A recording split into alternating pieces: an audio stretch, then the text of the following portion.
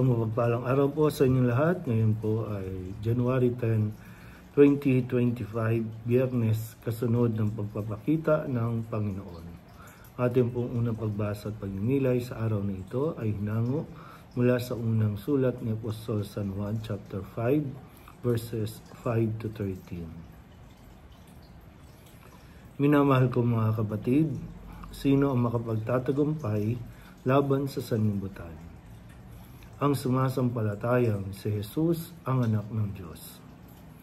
Si Jesucristo ang naparito sa sanlibutan, bininyagan sa tubig at nagbubo ng kanyang dugo sa kanyang kamatayan. Hindi lamang bininyagan sa tubig, kundi nagbubo pa ng kanyang dugo.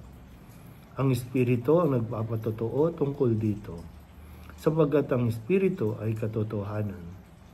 Tatlo ang nagpapatotoo, ang Espiritu, ang tubig at ay katotohanan, at ang dugo at nagkakaisa ang tatlong ito.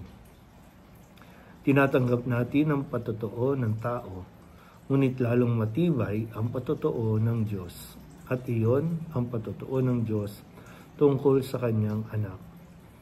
Ang sinumang nananalig sa anak ng Diyos ay naniniwala sa patotoong ito.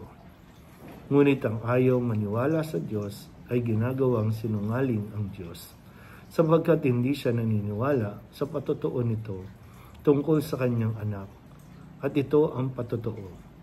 Ipinagkaloob sa atin ng Diyos ang buhay na walang hanggan, at ito'y makakamtan natin sa pamamagitan ng kanyang anak. Ang pinananahanan ng anak ng Diyos ay may buhay na walang hanggan. Ngunit wala nito ang hindi pinananahanan ng anak ng Diyos. Isinulat ko ito sa inyo upang malaman ninyo na kayong nananalig sa anak ng Diyos ay may buhay na walang hanggan. Ang salita ng Diyos. Muli po, isang mapagpalang araw sa inyo pong lahat at isang araw matapos po na ating ipagdiwang ang kapistahan ng Poong Jesus Nazareno. At napakaraming tao ang nagpunta, nagsimba sa simbahan ng Quiapo. Yung iba naman ay sumama sa prosesyon ng napakatagal na oras. Pero ngayon ay muli ay maganda na mapaalalahanan tayo na pagamat hindi bawal at hindi ipinatitigil ang gawain ito, pero kailangan lang din mas maging malinaw sa atin na ang pagsama natin sa prosesyon ay hindi automatikong magbibigay sa atin ng daan o ng assurance na tayo po ay mapupunta sa langit. Kasi kailangan nga maging malinaw, masuri natin ang ating pagdidibosyon. Kung ito ba ay nakakatulong sa atin, lalong-lalo na sa usapin ng pananampalataya.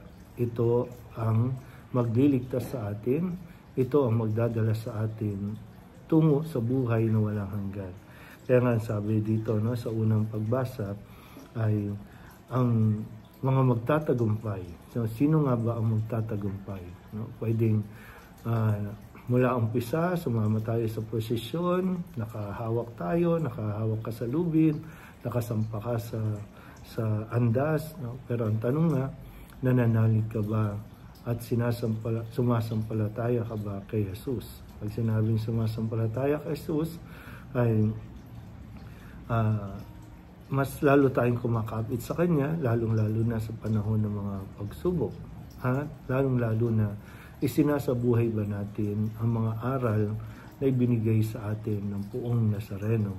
May mga habilin siya, katulad ng pagpapatawad, katulad ng mga utos na huwag mangangalunya, huwag magnanakaw, igalang ang mga magulang. Ito ba ay ating sinusunod dahil nananampalataya tayo kay Kristo o bumalik tayo at sinasabing nakasanayan na lang natin bumalik taon-taon makisa sa pagdiriwang. Kaya nga nang nasabi ko, hindi ang pagsama sa prosesyon ang magdadala sa atin sa langit. Kasi kailangan kung sumasama tayo sa prosesyon, nananampalataya tayo kay Jesus. Nananampalataya tayo kahit tayo ay may mga pagsubok, kahit tayo ay may sakit, kahit wala tayong pera, nananatili tayo kay Jesus dahil naniniwala tayo at nananalig tayo sa Kanya. Ito nawa ang mas mapagtuunan natin ng pansin sa taon-taon at sa araw-araw ng ating pagdidibosyon. Nawaing maisabuhay natin ang pananampalataya natin kay Jesucristo. Muli po, isang mapagpalang araw sa inyong pong lahat.